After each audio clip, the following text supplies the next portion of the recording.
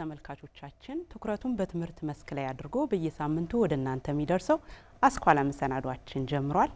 ሳዲያ አብዴና አስፋው ሙቀት ፕሮግራሞቹን አዘጋጅተን ወደ እናንተ ልናደርስ መረጃዎችንም ወደ እናንተ ልናጋራችሁ ዝግጅታችን አጠናቀን ተገኝተናል ማለት ነው።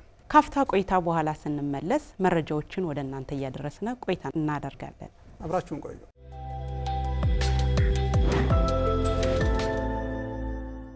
ተመልሰናል ውድ ተመልካቾቻችን። አስቀድመን በመግቢያችን እንዳስተዋወቅ ነው የተለያዩ ፕሮግራሞችን አዘጋጅተን መረጃዎችንም ይዘን ወደ እናንተ ቀርበናል።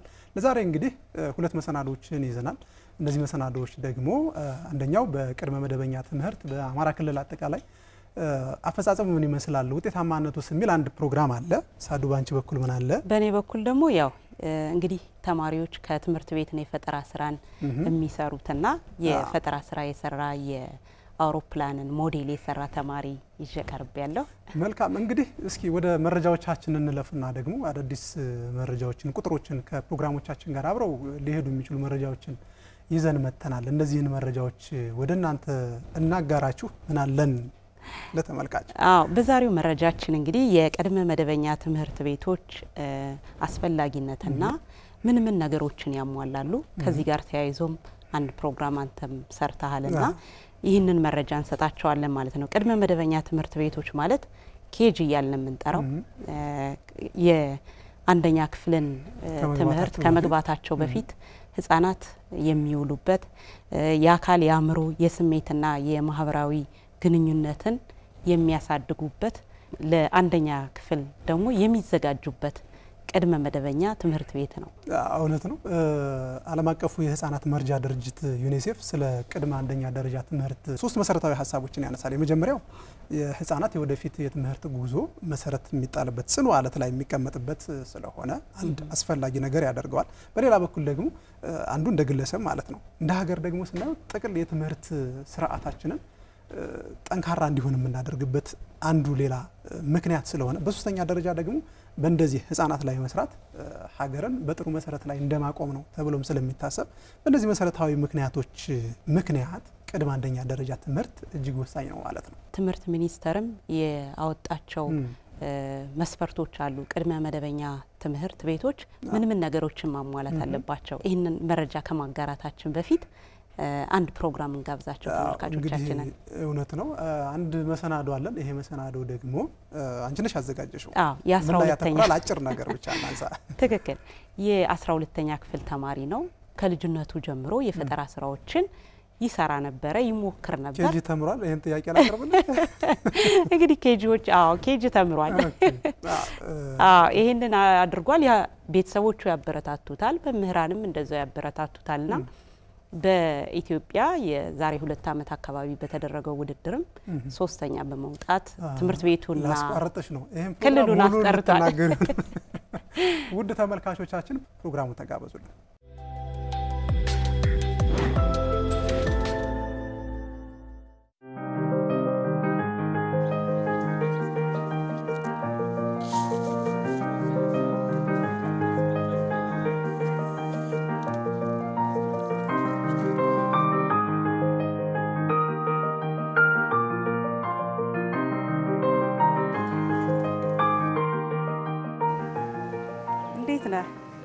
ሰላም ነው?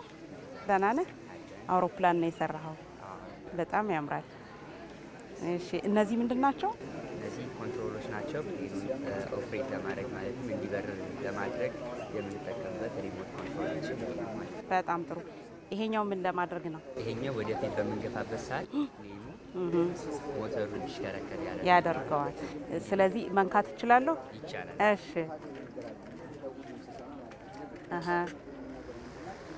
ኦኬ። አሁን ይሄኛው ይሄ ይሄዳልኝ። አሁን የምንለቀው እሺ እሺ አሁን መብረቅ ቆመ ማለት ነው።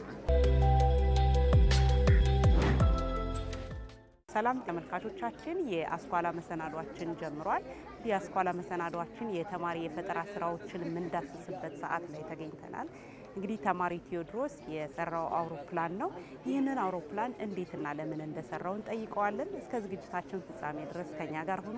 መልካም ጊዜ ይሆንላችሁ። እሺ የፈጠራን ስራ መስራት የጀመርኩኝ ከ6 ዓመት ጀምሮ ነው። ያው በተለይ በአቪዬሽን ዘርፍ ማለትም ፕሌን ለመስራት ትልቅ ጥልቅ የሆነ ፍላጎት ነበረኝ እና አሁን ላይ እሱን ለማሳካት እየተንቀሳቀሱ ይገኛሉ ማለት ነው። ስካይ ማስተር የሚል ፕሮጀክት አቅደን ፕሌኖችን በመስራት ለገበሬዎች የአንበጣን ወረርሽኝና የማሳቸውን ሁኔታ ማወቅ እንዲችሉ የሚያደርግ ፕሌኖችን ይዘን የመጣ ነው ማለት ነው። በዋናነት ያነሳሳኝ የአንበጣ ወረርሽኝ ነው። የአንበጣ ወረርሽኝ ወደ ሀገራችን ከገባ በኋላ ያው ከውጭ ሀገር የመጡ ድሮኖች ናቸው አገልግሎት ላይ የነበሩት ማለት ነው። ማለትም ከእስራኤል የመጡ ድሮኖችን እያስመጣን ነበር እንትን ስንል ነበር። እንደውም 2 ቀን በመዘግየታቸው በጣም ብዙ ቦታዎችን በወረርሽኙ መጠቃት ችለዋል ማለት ነው። እናም ለምን በእኛ ሀገር በመሰራት ወረርሽኙ ገና ሳይገባ መከላከል እንድንችል ነው ማለት ነው የሰራውት ማለት ነው። ማለትም ለገበሬዎቹ ያው ገበሬዎች ማሳቸው ማለት ህይወታቸው ነው። ማለትም ኢኮኖሚያቸው የሚመሰረተው በማሳቸው ነው። ማሳቸው ላይ ጉዳት ደረሰባቸው ማለት ኢኮኖሚያቸው በጣም እንትን ይላል ማለት ነው። ማለትም አንድ ክረምት ያለፈው ስንት 10 እንትን አይመልሰውም ይባላል። ልክ እንደዛ ሳይደርስ ቅድሚያ መጠቀቅ አለብን ብለን ስለምናስብ የኛን ፕሮዳክት በመግዛት እንትን ማድረግ ይችላሉ ማለት ነው። ኮሜርሻል ያልሆኑት ፋርመሮች ደግሞ እኛ ቅድሚያ መከላከል አገልግሎት እንሰጣለን ማለት ነው። እንደዛ ነው ሐሳባችን ማለት ነው። በመጀመሪያ እውቀቱን የምናገኝበት ትምህርት ቤት ወይም ቦታ የለም እና ዩቲዩብ ላይ ነው ብዙ ትምህርቶችንም ቪዲዮዎችን በማየት እውቀት የምናገኘው። ከነዛ ካገኘናቸው እውቀቶች ላይ በመሞከር ውጤታማ የሆነ ውጤት ማግኘት ችለናል ማለት ነው።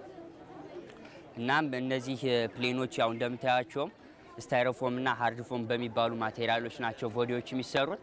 ከዛ በተጨማሪ ኤሌክትሮኒክስ ፓርቱንም ሪሞት ኮንትሮሉንም እኛ ራሳችን ነው ማለት ነው የምንሰራው። ቦዲውን የሰራንበት ማቴሪያል ይሄኛው ሃርድ ፎም ይባላል። ይሄ ስታይሮፎም የሚባል አለ። ወደፊት በፋይበር ግላስ እና በ3D ፕሪንተር በፕሪንት በማድረግ መስራት እንችላለን። ከዛ በተጨማሪ ደግሞ ቦዲውን የሰራንበት ያው እዚህ ጋር እንደምታዩት በጣውላ ነው። ይሄን ጣውላ የሰራ ነው በሲኤንሲ ዲዛይን አድርገን ቆርጠነው ነው። ከዛ በተጨማሪ አርዲኖ ቤዝድ የሆነ ሪሞት ኮንትሮል ነው። እስከ 1 ኪሎ ሜትር ሬንጅ ውስጥ ኦፕሬት ማድረግ እንችላለን። ፕሌኑም ላይ በተመሳሳይ ሪሲቨር ራሳችን በመስራት ኮንትሮል ማድረግ እንችላለን ማለት ነው። እስከ 1 ኪሎ ሜትር ሬንጅ ውስጥ ባለው ማለት ነው። ቦዲውን ከመስራታችን በፊት የተለያዩ ሶፍትዌሮችን በመጠቀም ዲዛይን ማድረግ ጀምረን ነበር። ማለትም ሶሊድወርክ የሚባል ሶፍትዌር አለ። ከዛ ላይ ቦዲውን ዲዛይን ማድረግ ይችላል። ያው እንደምታዩት ሪሞት ኮንትሮሉን በዛ መሰረት ነው ዲዛይን የተደረገው። ዲዛይን እንዳደረግነው ማሽኖች ዲዛይን ያደረግናቸውን ስለሆነ የሚቀበሉ ዲዛይን ባደረግነው መሰረት ሪሞቱን ዲዛይኑ ላይ ያለውና ሪል ላይ ያለውን በአካል ማስጨበጥ ችሎናል ማለት ነው። እዛ በሲኤንሲ በሚባል ዲቫይስ ማሽን መቁረጥ ችለን ቦዲውን እንደዚህ አድርገን ሰርተናል። እዛ በተጨማሪ ፕሮቴስ የሚባል ሶፍትዌር ደግሞ አለ። ይሄ ሶፍትዌር ደግሞ የሚያገለግለን ቦርዶችን ዲዛይን እንድናደርግና እዛ በሲኤንሲ አሁንም ፒሲቢውን ቦርድን መስራት እንድንችል አድርጎናል ማለት ነው። እነዚህን 2 ሶፍትዌሮች በመጠቀም እነዚህን ፕሌኖች መስራት ይችላል ማለት ነው። ፕሌን ፕራይመሪ እና ሰከንዳሪ ኮንትሮል ሰርፌስ የሚባሉት አሉት።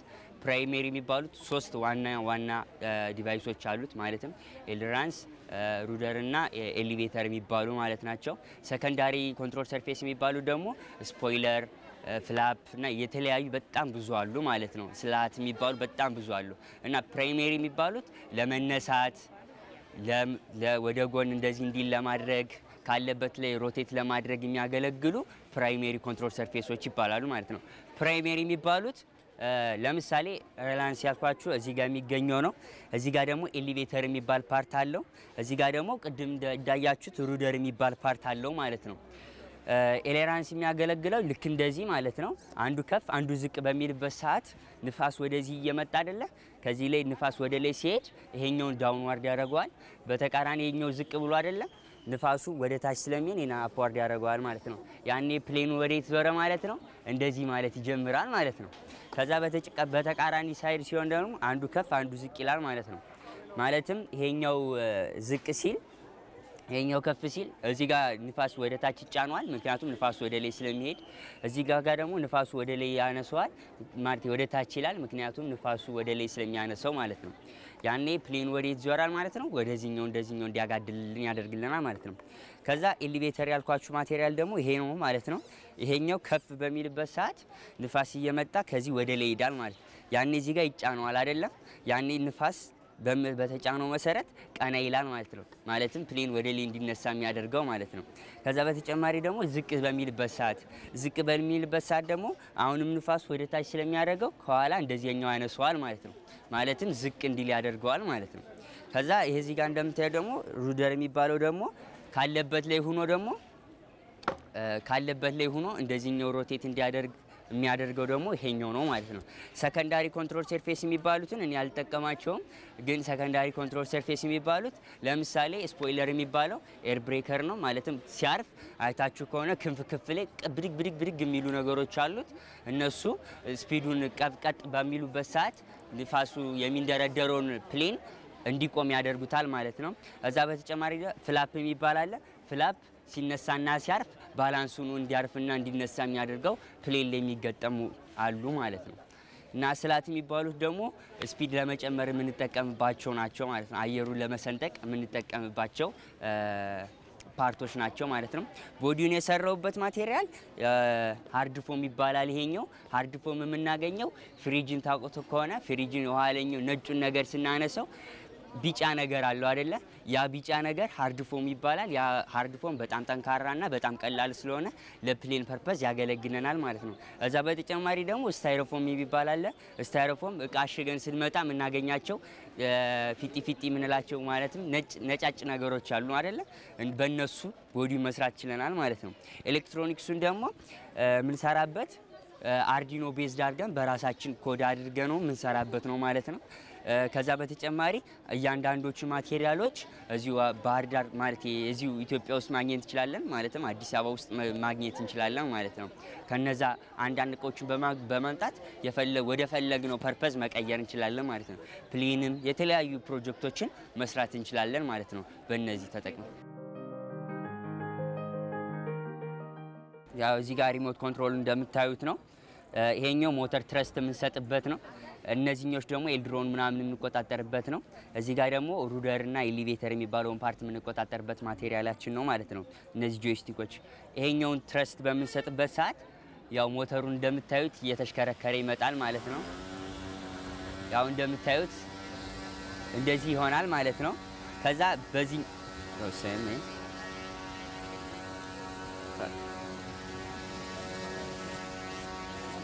በዚህኛው አማካኝነት ደግሞ ዳይሬክሽናቸውን ደግሞ መቆጣጠር እንችላለን ማለት ነው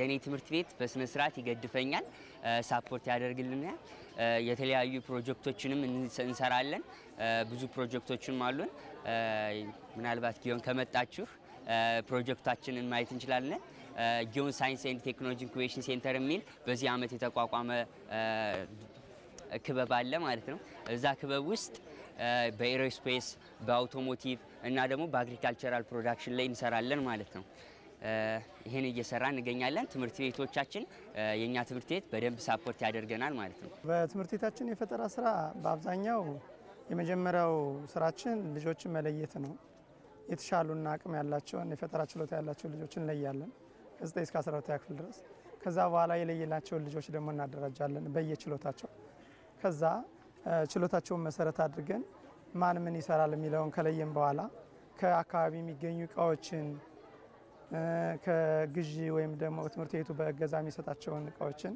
እኛ ለይተን እናስቀምጥና ከአካባቢ የሚያገኟቸውን ከሰበሰቡና የሚሰሩትን የስራ አይነት ከለየን በኋላ ተጨማሪ በእኛ በትምህርት ቤት አቅም ሊገዛላቸው ወይም ሊሟላ የሚችለውን ነገር ግዢ እንፈጽማለን እና ከኦልሞስት ከ4 አመት በፊት ጀምረን ኦንላይን ግዢዎችን እያከናወን ቬክተር ፎር ኢንጂነሪንግ የሚባል አዲስ አበባ አለ ከዛ ጀምረን እነሱ ጋር ኮሚኒኬት እያደረግን ያን እቃ እየገዛን ለልጆቻችን የሚፈልጉትን የፈጠራ ስራ እንዲሰሩ እያበረታታን ነው የምንገኘው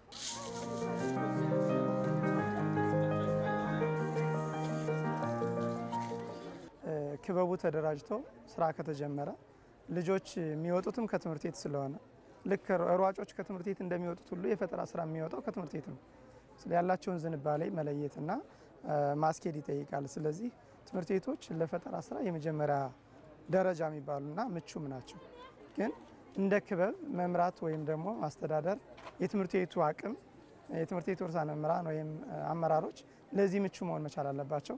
እንደኛ ትምህርት ቤት በጣም ብዙ ነገር ነው እያገዙን ያለው እና በጣም ጥሩ ስራ እየሰራን የምንገኝበት ደረጃ ላይ ነው ያለን። አሁን እነ ቴዲ ሌሎችም እየሰሩ ያሉት ልጆች ከዚህም በላይ ከሱ በታች በራሱ አሁን እኛ ለውድድር ያቀረብናቸው እነሱ ናቸው እንጂ ከዚህ በታች ወደ 20 ልጆች አሉ። እነዛም ልጆች ሌላ የፈጠራ ስራዎችን እየሰሩ ይገኛሉና በዛ ልክ ነው እየተንቀሳቀስን ያለነው። በተለያዩ ውድድሮች ላይ ተሳትፌያለሁ። ባለፈው አመት ላይ በአማራ ክልል ሳይንስና ቴክኖሎጂ በተካሄደው ውድድር ላይ መዛ ላይ ሁለተኛ መውጣት ችለናል። ከዛ በተጨማሪ ደግሞ በአቪዬሽን ባዘጋጀው ውድድር ላይ መዛ መሳተፍ ችለናል። ከዛ በተጨማሪ ደግሞ ስራና ክህሎት ሚኒስቴር መዛ ጋር መወዳደር ችለናል። ከዛ በተጨማሪ ሴቶችና ህጻናት ላይም እንዲሁ ኤግዚቢሽን ነበረ፣ እዛ ጋር ማሳየት ችለናል። ከዛ በተጨማሪ ኢኖቬስኬ የሚባሉ ደግሞ አሉ፣ ከነሱም ላይ ደግሞ ማሳየት ችለናል ማለት ነው። በኢትዮጵያ ላይ የሚገኙ አወዳዳሪ ድርጅቶችና እንደዚህ አይነት ኤክስፖዎች በሚኖሩበት ሰዓት ላይ የኛን ዲቫይስ እያወጣን ለማህበረሰቡ እናሳውቃቸዋለን ማለት ነው። ሽልማታችን ብዙ ውድድሮች ላይ መወዳደር ችለናል። ታች አምና በተካሄደው ውድድር ላይ በኢትዮጵያ 3ኛ መውጣት ችለናል ማለት ነው። የጊዮን ትምህርት ቤት ይዘን ማለት ነው። በዚህ ፕሮጀክት 3ኛ መውጣት ችለናል ማለት ነው።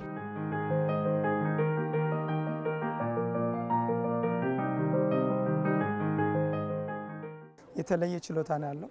ካሁን በፊት በነበረው ውድድርም አንድ አዲስ አበባ ድረስ 3ኛ ወጥቶ ነው የመጣው። አሁንም የተሻለ ስራ እየሰራ ነው የሚገኘውና ነገም ይህን ስራ ያስቀጥላል የሚል እምነት አለን። እንግዲህ በጣም በተሻለ ደረጃ እየሰራ ይገኛል።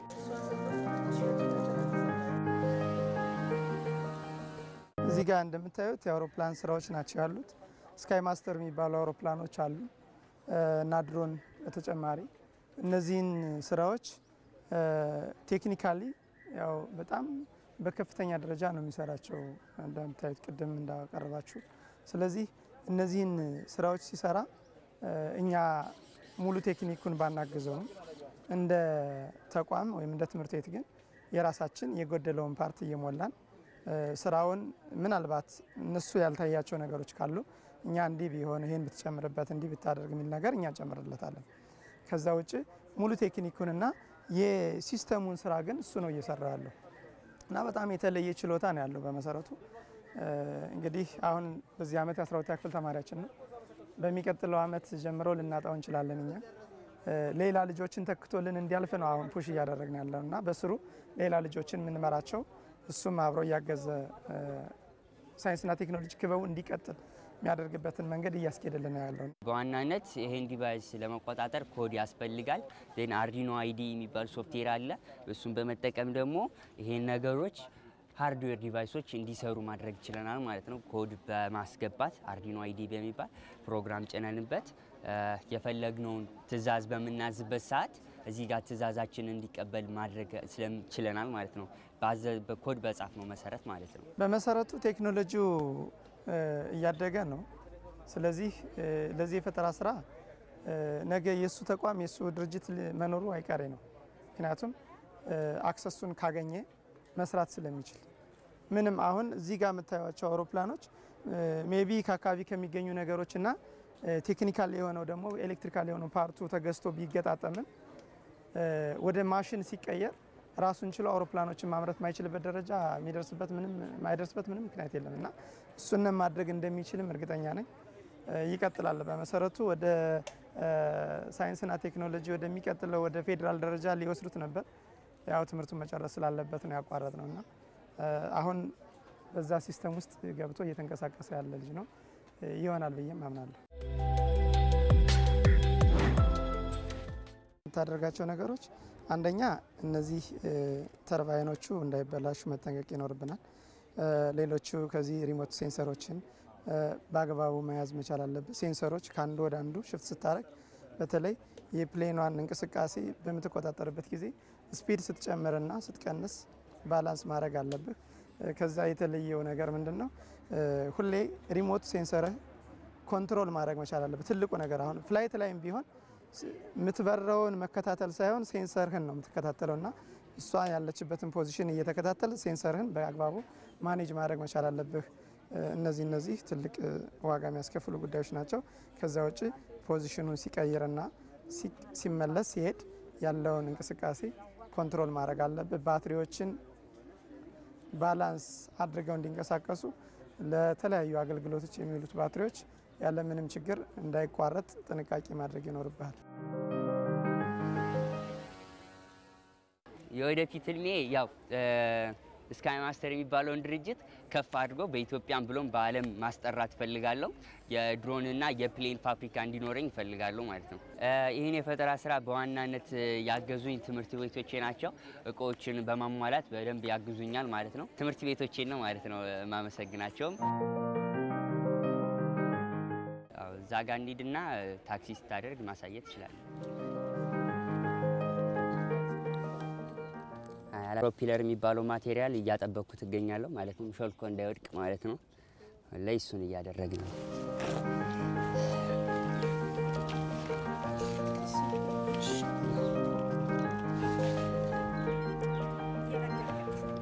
እሺ አሁን ላይ ያው ድምጿን እንደምትሰሟት ነው።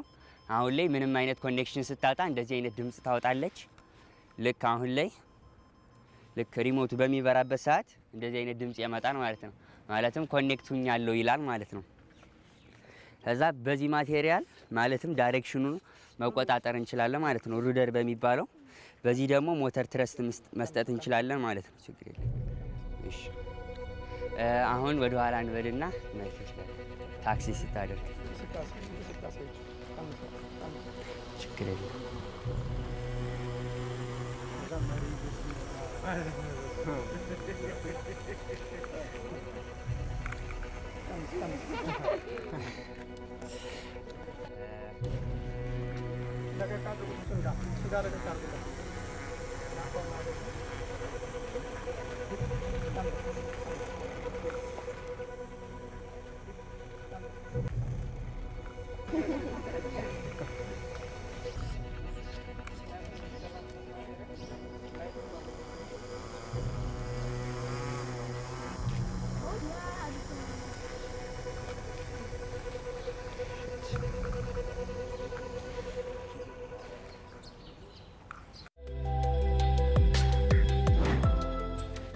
ተማሪዎች በቲዮሪ የተማሩትን በተግባር እንዲያዩ እና እንዲያውቁ ነገ ደግሞ በሳይንስና ቴክኖሎጂ የተሻሉ ልጆችን ለማውጣት ታስቦ የተሰራ ፕሮግራም ነው።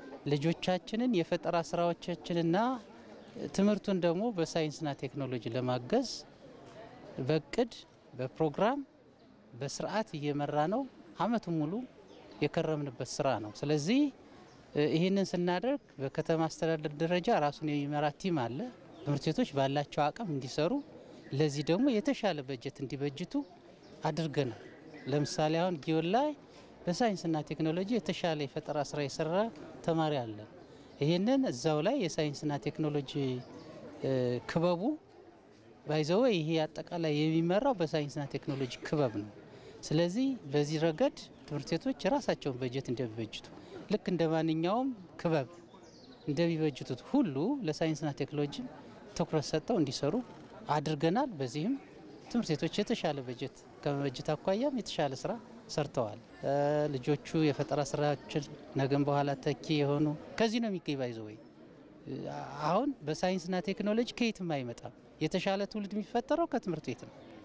ስለዚህ ከነዚህ ነው። ይህንን ለመፍጠር አኳያ ደግሞ እኛ ልመን እየሰራን ስለሆነ ለወደፊቱ ይህን አስቀጥለን የበለጠ እንሰራለን ብዬ አምናለሁ።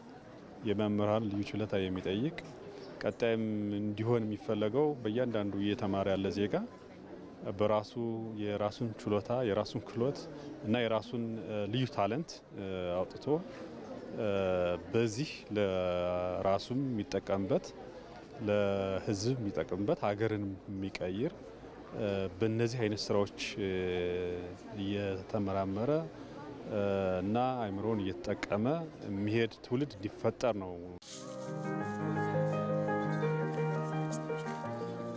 አሁን በዓለም ላይ እያየ ነው ያለ የተለያየ ነገር በሙሉ የመጣው በእነዚህ አይነት ተማሪዎች በሚሰሩ ስራ አይነት ነውና ቀጣይ የኛን ሀገር አጠቃላይ ያለንበትን ደረጃ አይቶ ለቀጣይ የተሻለ እንቅስቃሴ ወይም የተሻለ ቴክኖሎጂ እንዲፈጠር የሚያደርገው በእነዚህ አይነት እንቅስቃሴዎች ሲጀመር ነው። ምክንያቱም አሁን እየሰራ ነው ያለነ በነበረ ባለ እና በባህላዊ ነገር ነው እየተንቀሳቀስን ያለ። እርሻችን ለመቀየር እንዲህ አይነት የፈጠራ ስራዎች ያስፈልጋል። ኢንቨስትመንትን ለማስፋት እንዲህ አይነት የፈጠራ ስራዎች ያስፈልጋል። ነገ ተወዳዳሪ በዓለም ተወዳዳሪ ለመሆን እንዲህ አይነት አዳዲስ የፈጠራ ስራዎች ያስፈልጋሉ። ቴክኖሎጂ ያስፈልገዋል እና በዚህ አግባብ ነገ የአገር ተረካቢ ትውልድ ተማሪዎች ስለሆኑ እነዚህን ተማሪዎች በሰሩት ልክ እና ባሰቡት ልክ የበለጠ ማበረታታት ማፎካከር ያስፈልጋልና እነዚህ አይነት ስራዎች እንደ ክልልም እንደ ትምህርት ቢሮ አጠናክረን የምንቀጥልበት ነውና አንዱ የዚህ አካል ነው የባህር ዳር ከተማ የሰራው ስራ ማለት ነው።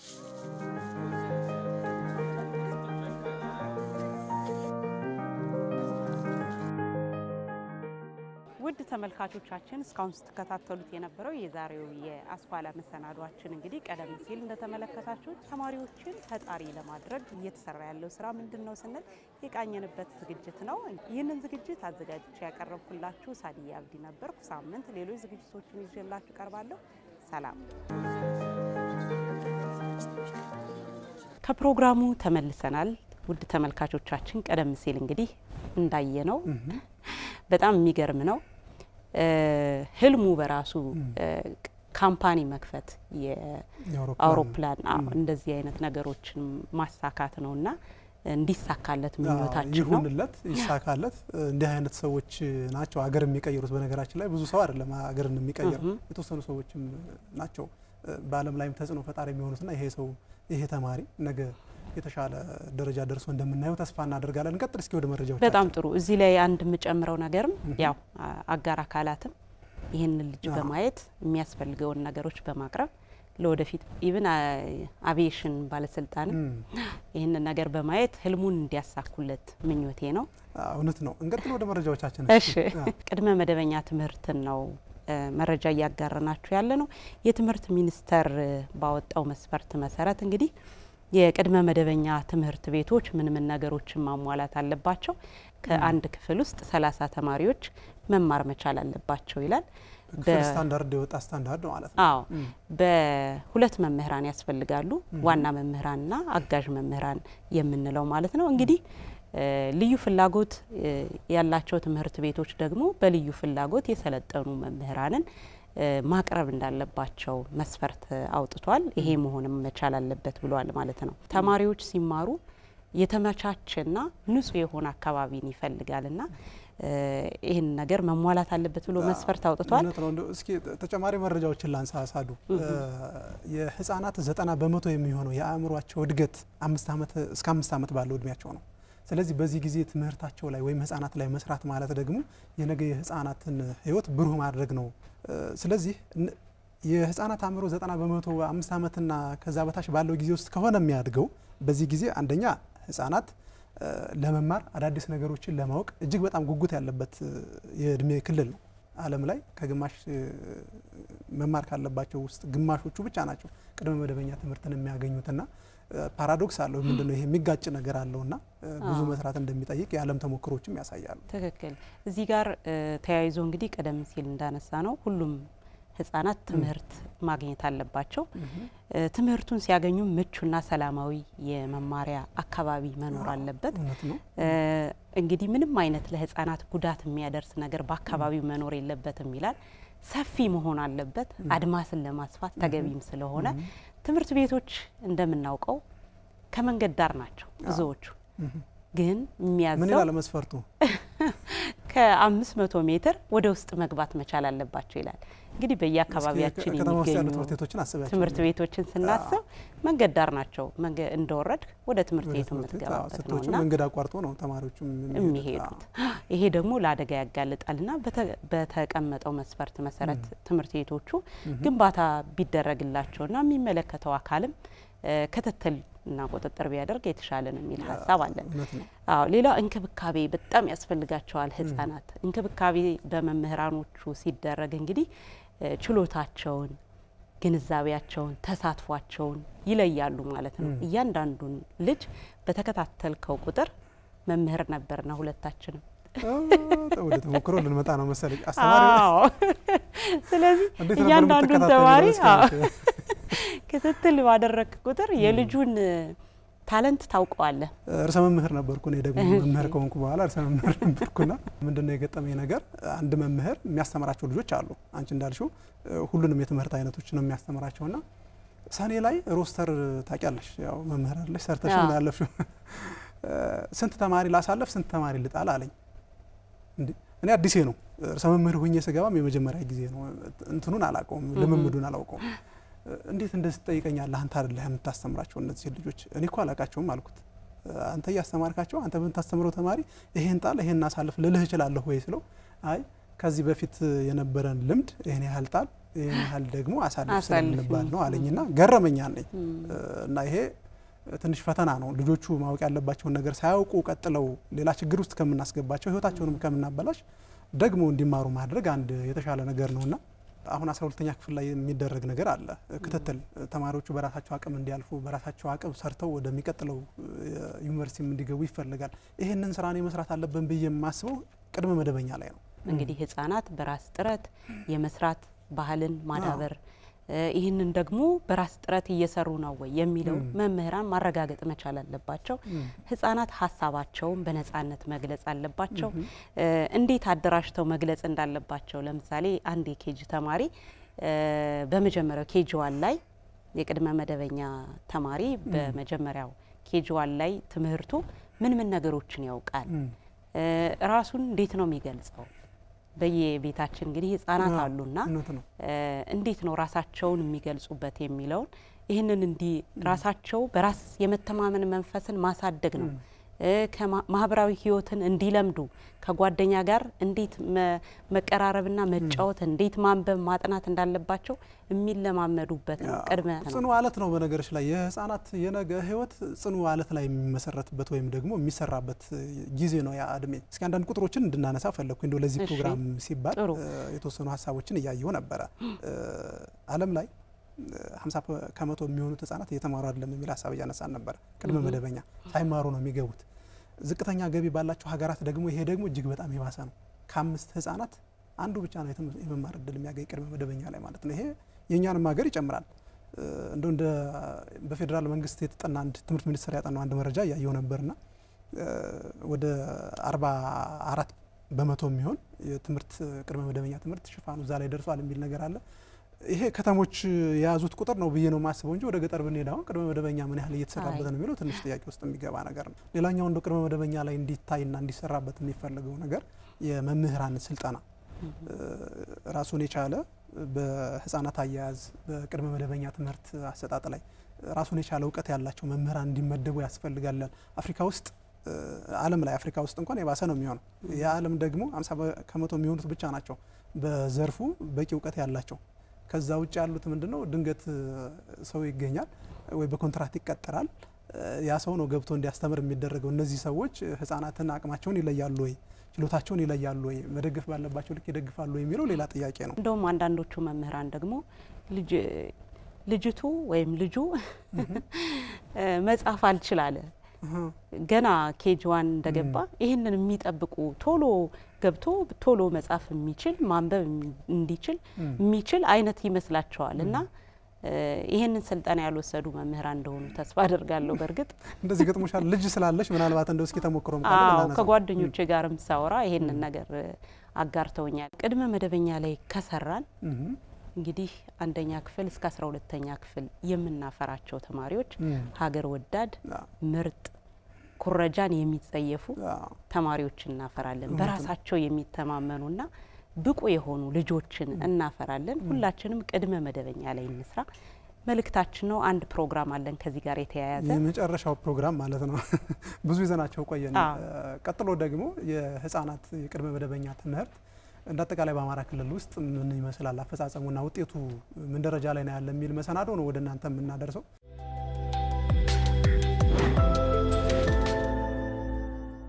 እንደምን አደራችሁ ልጆች? ታቃመጡ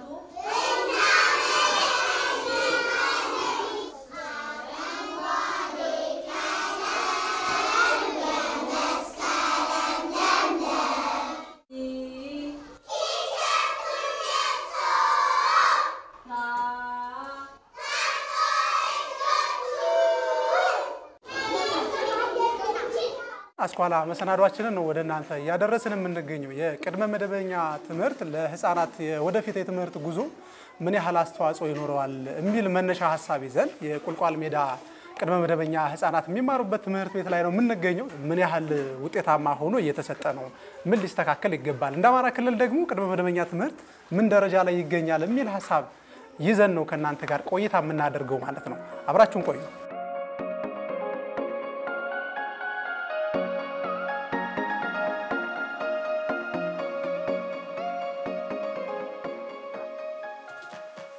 የቅድመ አንደኛ ደረጃ ትምህርት ለህፃናት የወደፊት የትምህርት ጉዞ መሰረት የሚጥል ነው። በአማራ ክልል የቅድመ አንደኛ ደረጃ ትምህርት ከጊዜ ጊዜ መሻሻሎች ቢታዩበትም በሚፈልገው ደረጃ ግን መድረስ አልቻለም። መንግስት የኔ ብሎ ከያዘው በኋላ የነበረን ሽፋን 4% አካባቢ ነበረው። አሁን ግን በደረግነው ጥረት ከሽፋን እንኳን እስከ 42% ድረስ የመጣንበት ደረጃ አለ። አሁን ያለው ሁኔታ በዚህ ዓመት ያለውን አፈጻጸማችን ከፍ ዝቅ ቢያደርገውም 2015 ላይ የነበረን አፈጻጸም 42% ደርሰናል።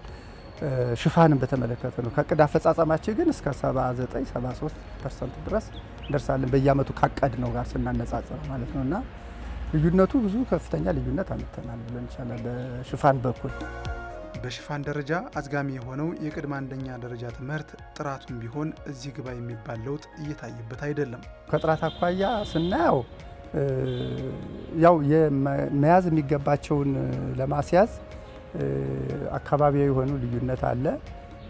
በመምህራንም ያለውም ልዩነት አለ።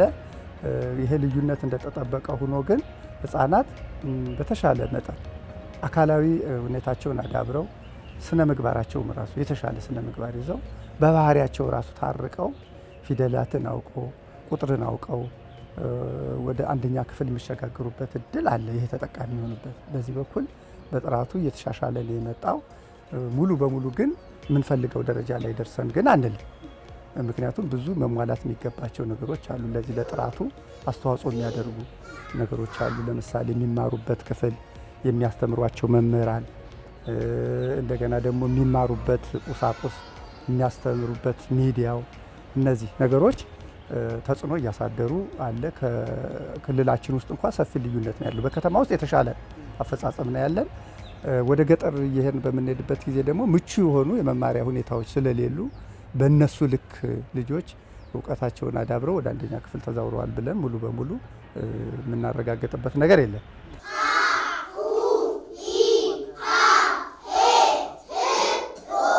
የቅድመ መደበኛ ትምህርት ህፃናት ወደ አንደኛ ክፍል ለመግባት የሚያስችል አካላዊና አእምሯዊ ዝግጅት የሚያደርጉበት በመሆኑ ወደ አንደኛ ክፍል ሲገቡ በትምህርታቸው ፈጣን እንዲሆኑ ያግዛል። በባህር ዳር ከተማ አስተዳደር የሚገኘው የቁልቋል ሜዳ የመጀመሪያ ደረጃ ሙሉ ሳይክል ትምህርት ቤት እድሜያቸው ከ4 እስከ 6 ዓመት የሆናቸውን ህፃናት በቅድመ መደበኛ ትምህርት እያስተማረ ይገኛል። ቅድመ አንደኛ ላይ ቅድመ ዝግጅት እንዲያደርጉ ነው። አንደኛ በአእምሮ፣ በስሜት፣ በማህበራዊ ግንኙነት ዳብረው ወደ አንደኛ ክፍል እንዲገቡ ነው ዝግጁነቱ ማለት ነው።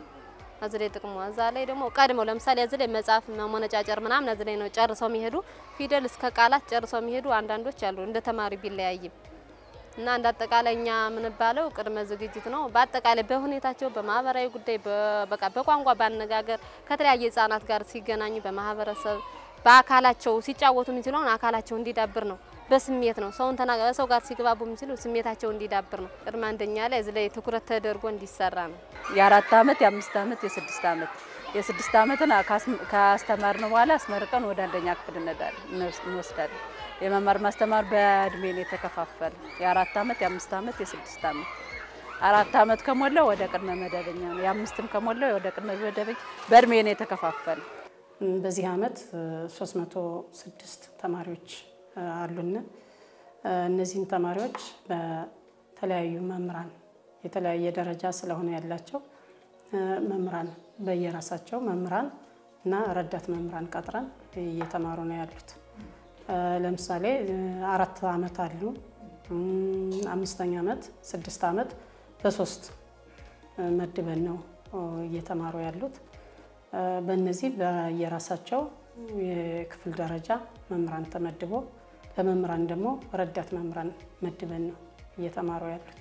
የቅድመ አንደኛ ደረጃ ትምህርት ዋና ዓላማው ህፃናትን በትምህርት ዘርፍ በተለይ ከ4 ዓመት እስከ 6 ዓመት ያሉ ህፃናትን ሁለንተናዊ የሆነ እድገትና መዳበር በማምጣት ለአንደኛ ክፍል ትምህርት ዝግጁ ማድረግ ነው። ሁለንተናዊ እድገት ስንል ምን ማለታችን ነው? በአእምሮ፣ በአካል፣ በስነ ምግባር አካባቢያዊ የሆነ እውቀታቸውን የማህበራዊ የሆነ ግንኙነታቸውን እሱን በእድሜያቸው ልክ ማዳበር የሚገባቸውን ነገር አዳብረው ወደ አንደኛ ክፍል የሚገቡበትን መንገድ ማመቻቸትና ለዚያ ብቁ ማድረግ ነው ዋናው ይሄ። ህፃናት ትምህርቱን በጨዋታና በመዝሙር መልክ እንዲማሩ ይደረጋል። ፊደላትንም ይለማመዳሉ። ህፃናት ማስተማር ደስ ይላል። በፍቅር በደስታ እነሱን በጨዋታ የምናስተምራቸው በእንግርግሪያ ምናምን ሳይሆን በጨዋታ መዝሙር አለ፣ እንደ ድራማ እንደ ተረት እንቆቅልሽ አለ። በሱ ነው ቀለምም ፊደልም ቁጥርም እናስተምር። በተረት በእንቆቅልሽ ነው። ቃላት ይመሰርታሉ፣ ፊደልን እየገጣጠሙ ያነባሉ፣ ስማቸውን ይጽፋሉ። መስከረም ጥቅምት እንደተቀበለ ምንም የሆነ ብቻኝነት የሚፈልጉ ምናምን አሉ። እነዛን ዝቅ ብለን ጓደኛ ጋር እንዲግባቡ ጨዋታ አብረን እንድናጫውታቸው እናደርጋቸዋለን። ከዛ በኋላ እየተለማመዱ እንዲሁም እነሱ ነው የበለጠ የሚሆነው ጓደኛቸው ጋር ሲግባቡ በጣም እንትን ይላሉ። አንደኛ ቃል አፋቸው ይፈታን፣ እነሱ ያሰቡትን መናገር ይችላሉ። ለጓደኛቸው እየፈታ እየተግባቡ ይሄዳሉ። የሆነ የተግባር ስራ አለ በፊደልም በምንም የልጆች እንደ ትልቆች ፈተና ምናምን ሳይሆን የተግባር ስራ አለ። የሆነ ብቃት የሆነ በጥያቄ በአእምሮ በተግባር ስራ ምናምን ነው መፈተናቸው። አማርኛ እናስተምራለን። አማርኛ ፊደሎችን ነው። ፊደሎች እንዲገጣጠሙ ቃላት እንዲመሰርቱ ነው። ሂሳብ ይማራሉ። ሂሳብ ቁጥሮችን ነው። ግብረገብ ማለት ወላጆቻቸው እንዴት እንደሚያከብሩ እንደሚታዘዙ የሚሏቸውን እንደሚሰሙ ነው። አማርኛ ደግሞ ፊደሎችን ሀ ፊደል ምን ቅርጽ እንዳላት ለፊደል ምን ቅርጽ እንዳላት ቃላቱን ይመሰርታሉ። ፊደሎችን ይገጣጠማሉ። 4 ዓመት ገና ስለሆኑ ማጫወት ነው። እነሱ ክፍል ውስጥ አርጎ ወይ የሚገጣጠም መስጠት ነው ማጫወት ነው። 4 ዓመት ገና ናቸው። 5 እና 6 ላይ ነው ጠበቅ የምናደርግ። ምክንያቱም ወደ አንደኛ ክፍል ስለሚሄዱ አንደኛ ክፍል ላይ መመራት አልበቁም ከሚሉ እዚሁ ጠበቅ አድርገን እንይዛቸዋለን። ወደ አንደኛ ክፍል እንሰዳቸዋለን።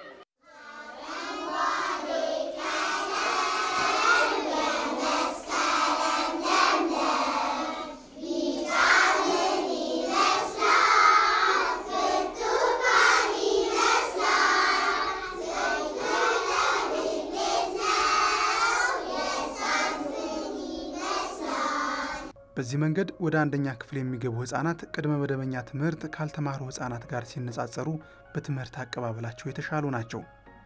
ልዩነት አለ። ምክንያቱም መሰረት ይዘው ነው እዚህ የሚሄዱ።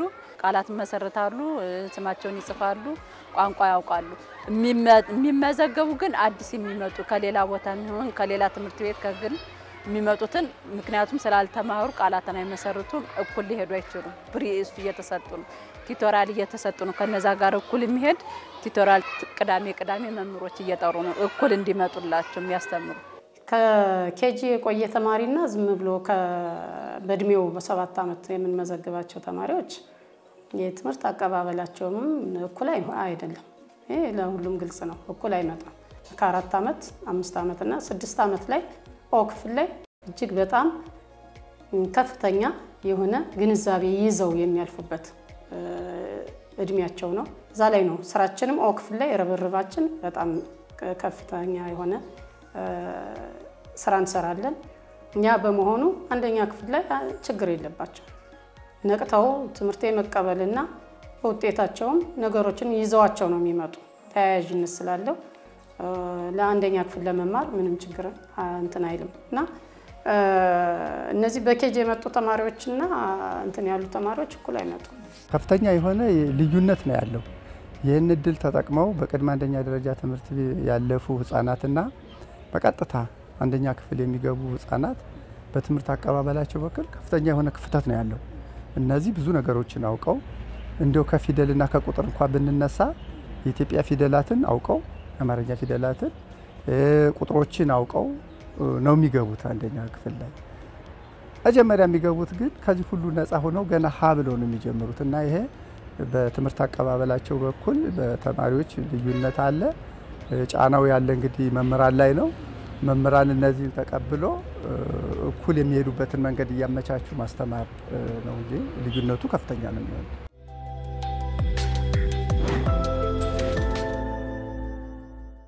የቅድመ መደበኛ ትምህርት በህፃናት የትምህርት አቀባበል ላይ አዎንታዊ ተጽዕኖ ቢኖረውም በአንድ ክፍል የሚማሩ ህፃናት ቁጥር ከፍተኛ መሆን ግን ህፃናትን በአግባቡ ለመከታተል እንቅፋት እንደሆነባቸው መምህራኑ ይናገራሉ። 130 ናቸው። 130ውን አንቆጣጠሩ በአንድ ክፍል መጀመሪያ ላይ 105 ነበሩ። አሁን 94 አካባቢ ምናምን ናቸው። እነዛ በተለያየ ምክንያት የቀሩ አሉ። ለምሳሌ ወደ ሌላ ሀገር በዝውውር ምናምን ይሄዱ ምናምን በድንገት ያቋረጡ ምናምን አሉ።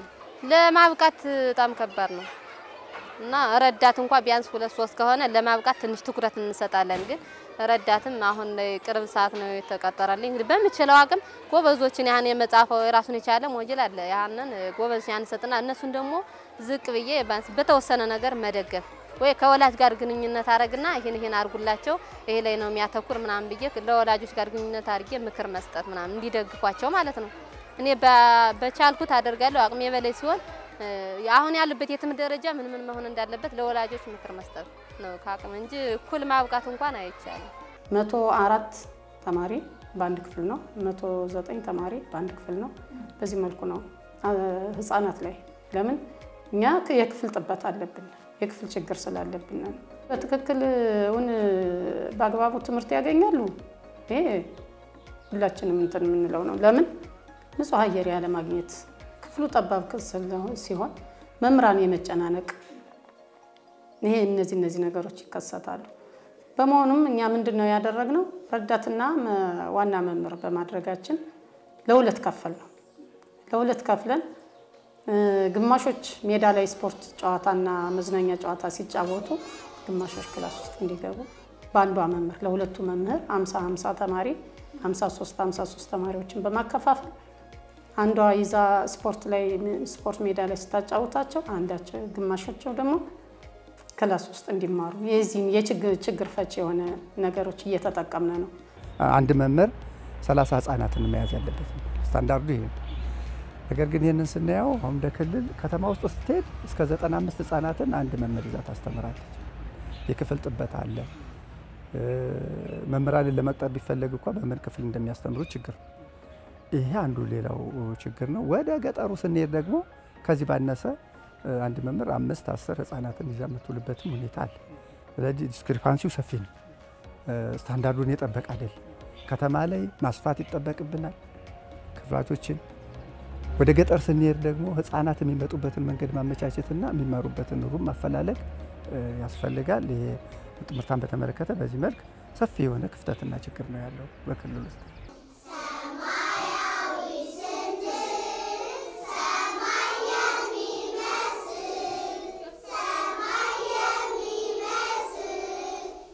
ለህፃናት የአእምሮ እድገት የሚያስፈልጉ ቁሳቁሶች አለመሟላት፣ በአንድ ክፍል የሚማሩ ህፃናት ቁጥር ከፍተኛ መሆን፣ ማረፊያ ክፍል አለመኖርና በህፃናት አያያዝ ተገቢ ስልጠና የወሰዱ መምህራን አለመገኘት ህፃናቱ በሚፈለገው ልክ ለውጥ እንዳያመጡ እያደረገ ነው።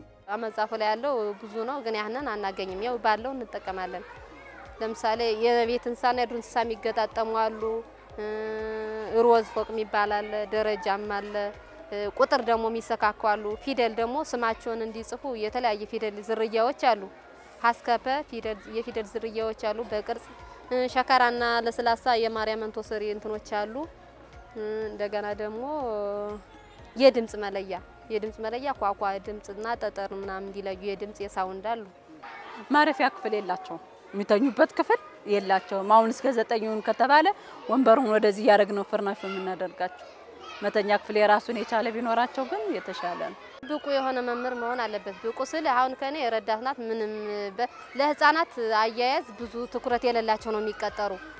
እዚህ ያለና አሁን 3 ነን። እዚህ ወንድ እንዳለ 3 ነን የህፃናት አያያዝ ስልጠና የተቀበልን። አዎ ሁለቶች ምንም ዝም ብለው በየላም ተመርቀው ሊሆን ይችላል። ግን የህፃናት አያያዝ ራሱን የቻለ ካሪኩለም አለው። ያን የተማረ ብቁ መምህር ቢቀጠር ለልጆችም አክቲቭ ከወላጆች ጋር ግንኙነት ሲያደርግ ምናምን ጥሩ የሆነ እንትን ይሆናል። ልጆች ምን መሟላት እንዳለበት እኮ የሚያውቅ ያህ ልጅ የህፃናት ስልጠና ሲቀበል ነው። አሁን ከዚህ 5 አሉ። ከ5ቱ 2 ናቸው እንጂ ሌሎች በኮንትራት ቅጥር ነው ቀጥረን የኮንትራት ቅጥሮች ናቸው፣ ረዳቶች ናቸው። በሙያው ላይ ስልጠና የሌላቸው መምህራን በጊዜያዊ ቅጥር በኮንትራት እየገቡ ያለ ሙያቸው ፊደል ብቻ ማስቆጥ አለው አይነት እኮ ማለት የመማር ማስተማር ሂደት አለው። የተረት አለ፣ የጨዋታ አለ፣ የመዝሙር አለ። እንደዚህ ሲያደርጓቸው ተማሪዎች ነው ሊገባቸው የሚችሉ ህፃናት እና ያንን በዛ የሰለጠነ መምህር ቢኖር የኮንትራት ሰራተኞች ስለሆኑ የሚገርማቸው ጉዳዩን ራሱ የኔ ብለው አልያዙት። የመመረር ጥሎ የመሄድ በቃ ትቻዋለሁ ቀጠሪበት እስከመባል ድረስ ሲሄድ እንኳን ስንብት የለንም ትቻዋለሁ ቀጠሩበት እስከመባል ድረስ እና ይሄ ምንድነው የኔ ብሎ ባለቤት አለመሆን ነውና ይሄ ቢስተካከል። መጀመሪያ ይሄን ፕሮግራም ስንጀምር ምንም የሰለጠነ መምህር ሳይኖረን ነበር የተጀመረው። አሁን ግን በከፍተኛ ደረጃ በሁሉም በክልላችን ያሉ 10 ኮሌጆች ይሄን የቅድመ አንደኛ ደረጃ ትምህርትን በዲፕሎማ ደረጃ ይሰጣሉ። እነሱ እየተመረቁ ይመጣሉ። በዲፕሎማ የተመረቁ መምህራን አሁን ቁጥራቸው እየጨመረ ነው የመጣው። ወደ 50-60% ደርሰዋል አሁን ደረጃውን የሚያሟሉ መምህራኖቻችን። በዚያው አንጻር ደግሞ ከ20-28% የሚደርሱት ደግሞ መምህራን ስንመለከት ደግሞ ምንም በሙያው ሰርቲፊኬት የሌላቸው በሙያው ዲፕሎማ የሌላቸው ዝም ብለው 10ኛ 12ኛ ክፍልን የጨረሱ በመምህርነት እያስተማሩ ያለበት ሁኔታ አለ። ያውንን ለመሸፈን እንግዲህ የተለያዩ የአቅም ግንባታዎች እየሰጠን ወደ ሙያው እንዲገቡ እያደረግንበት ያለበት ሁኔታ አለ። ግን እነዚህ በሙያው ያልሰለጠኑ መምህራን መሰልጠን እንዳለባቸው ክፍተት እንዳለ ያሳያል።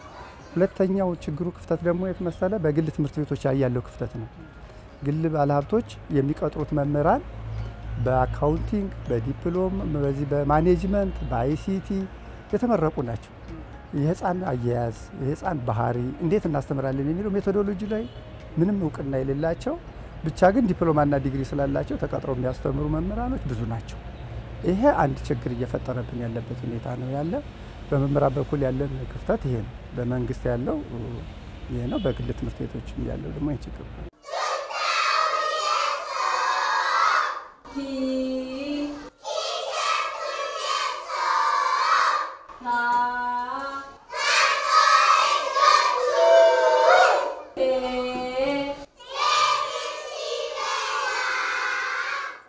ተማሪ በጣም ብዙ ነው።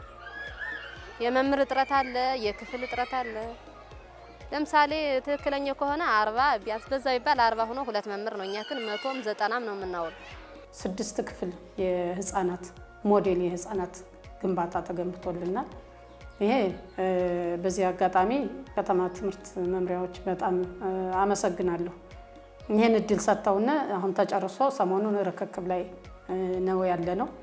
ለቀጣይ ዓመት ሁሉም ተማሪዎች እንደተባለው ስታንዳርዱን ጠብቀው አንድ ክላስ ለ50 ህፃናት 50 ህፃናት ደግሞ አንድ መምህር ተመድቦላቸው እስከ ረዳት መምህሩ የምንቀጥልበት መንገድ ተመቻችቶልናል። የህፃናት አያያዝ ስልጠና ላልወሰዱ መምህራን የስራ ላይ ስልጠናዎች አለመኖርና የህፃናት መቀመጫ ወንበሮች እጥረት የብዙ ቅድመ መደበኛ ትምህርት ቤቶች ችግሮች ናቸው። እነዚህን ጉድለቶች ማስተካከል ለህፃናት የወደፊት የትምህርት ጉዞ ውጤታማነት ጉልህ አበርክቶ አላቸው። ዘንድሮ የለም። በፊት አምና ታች አምና ነበረ የተለያዩ ስልጠናዎች አለ። ሳምንት 2 ሳምንት ምናምን እየወሰርን ነው። ያ ድጋፍ ነው የሚሰጠን። ያ ስልጠናው ከተማር ነው ይልቅ አሁን ምን ሰለጥነው በሌላ ድርጅት ምናምን ምን ሰለጥነው በጣም ለህፃናት ወሳኝ ነው። ያ ነው እያገዘን ያለ። እንዴት መማር እንዳለባቸው እቅድ ሁኔታዎች ምናምን አያያዝ ላይ ያ ነው የሚደግፈንኛ። አጫጭር የአቅም ግንባታ ስልጠናዎች እየሰጠን ነው ያለ። አቅም በፈቀደ መሰረት ከረጂ ድርጅቶች ጋር በመነጋገር እነሱ ደግሞ ወደ ፕሮግራሙ እንዲመጡና እንዲደግፉን በማድረግ የቴክኒክና የገንዘብ ድጋፍ እንዲያደርጉ እናደርጋለን።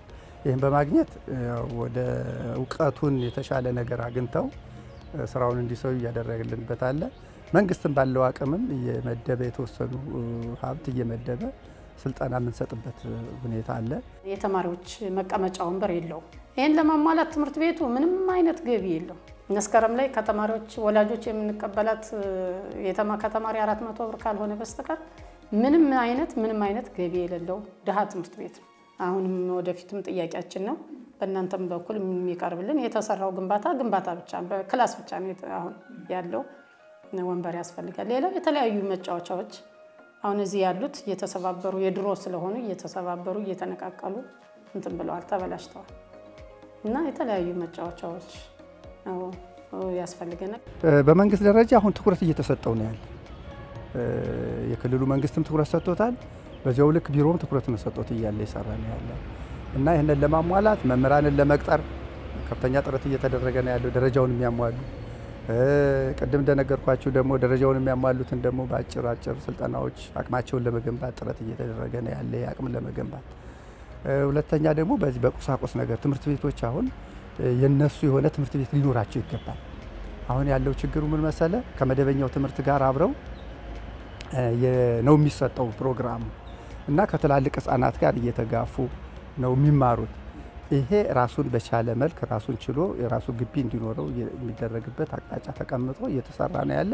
ብዙ ግንባታዎች እየተገነቡ ነው ያሉ። አሁን ቁጥራቸው በትክክል ባላውቀውም ባልነግርህ እንደገና ከዋናው ትምህርት ቤቱም ደግሞ በአጥር እየተከፈሉ የራሳቸው መውጫና መግቢያ በር እንዲኖራቸው እየተደረገ ከነሱ እየተለዩ የሚማሩበት ሁኔታ ነው ያለ። ሌላው በራሱ መምህራን እንደሚመራው በራሱ ኃላፊ ርዕሰ መምህር መመራት አለበት የሚል አቅጣጫም ተቀምጧል እና ይሄንን ለማሟላት ደግሞ እየተሰራ ነው ያለው። ግን የምፈልገው ደረጃ ላይ ገና ነን። ርዕሰ መምህራንን የማሟላት ሁኔታ ገና ነው ያለው። እሱ መስተካከል ያለበት ነው። አሁን እንዳለን መረጃ ከ54 የበለጡ ትምህርት ቤቶች የሉንም። በመንግስት ደረጃ ካሉት የራሳቸውን የቻሉ ርዕሰ መምህር ያላቸው እነዚህ ናቸው። ይሄ መስተካከል አለበት። ግን በመንግስት የተያዘው አንዱ እቅድ ይሄ ነው። ትምህርት ቤቶችን ራሳቸውን ማስቻል፣ በራሳቸው አመራር መመራት፣ መምህራንን በተሟላው ሚኒመም ሪኳየርመንት አሟልተው እንዲቀጠሩ አቅማቸው እንዲገነባ ማድረግ። ሌላው ደግሞ እነዚህ ፋሲሊቲዎች አሉ። ዋናው ትልቁ ነገር ህፃን የሚጸዳዱበት ንጹህ ውሃ ሲጠማቸው የሚያገኙበት ከተቻለ ደግሞ የሚያሸልቡበት አረፍ የሚያደርጉበት ሩም ያስፈልጋቸዋል። የሚመገቡበት ሩም ያስፈልጋቸዋል። ይሄም መሟላት ያለበት አሁን ውሃ በራሳቸው አቅም የሚስፋፋበት መጸዳጃ ቤቶች ለራሳቸው የሚሰሩበት ሁኔታ እየተሰራ ነው ያለው። ግን በሚፈለገው ፍጥነት ካለ ከፍተኛ የሆነ የበጀት ኮንስትሬንት አለ። እንደምታውቁት ከፍተኛ ገንዘብ ነው የሚጠይቀው በጀት። ይህንን ለማሟላት ደግሞ ካለው መደበኛው ስራ ጋር ደግሞ ያለው ውስን ሀብት ስላለ በሚገባው ፍጥነትን አልሄድንም። ግን በቅድ ደረጃ ያሉ እነዚህ ናቸው። አንድ የቆመች ናት፣ ሁለት ጠመዝማዛ። እንግዲህ ሳድያ ፕሮግራሞቹን እየጋበዝናቸው መረጃዎችንም ወደ ተመልካች እያደረስን አብረናቸው ቆይታ አደረግን። ቅድመ መደበኛ ላይ የተሰናዳ አንድ መሰናዶ ነበረ። ባንቺ በኩል ደግሞ የፈጠራ ስራን የተመለከተ አንድ መሰናዶ ነበረ። አዎ ተማሪዎችን እንግዲህ ከቅድመ መደበኛ ትምህርት ጀምረን ስናበቃ ፈጣሪዎች፣ አዋቂዎች፣ በራስ የተማመኑ ዜጎችን ሀገር የሚረከቡ ትውልድን እንፈጥራለንና የዛሬውን ፕሮግራም እንግዲህ እንዲህ እያልነ አስፋው ሙቀትና ሳድያ አብዲ ወደ እናንተ ስናደርስላችሁ ቆየን። ሳምንት በሌላ መሰናዶ በሌላ መረጃ ከእናንተ ጋር እንገናኛለን። ጤና ይስጥልን።